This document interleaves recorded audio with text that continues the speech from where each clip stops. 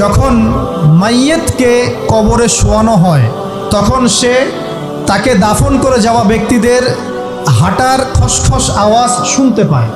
এরপরে তাকে যখন শুইয়ে দেওয়া হয়, সে যদি মুমিন ব্যক্তি হয় তাহলে তার মাথার দিকে তার সলাত এসে দাঁড়িয়ে যায়। দুনিয়াতে আপনি যে নামাজগুলো পড়েছেন, আমি যে নামাজগুলো পড়ছি, এগুলো মাথার দিকে দাঁড়িয়ে যায়। ডান দিকে চলে আসে তার সওম, সওম মানে কি? রোজা। বাম দিকে চলে আসে যাকাত, যাকাত মানে কি?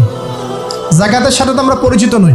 আমরা ওই যে রাস্তাঘাটে যে দান খয়রাতগুলো উঠানো হয় এগুলোর সাথে খুব পরিচিত।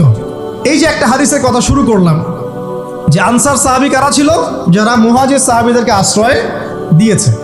এখন এই সাহাবীদের মধ্যে একজন ইন্তেকাল করেছে, তার লাশ যখন রাখা হচ্ছে তখন নবীজি বলছেন মাথার দিকে মাইয়েতের আসে কি?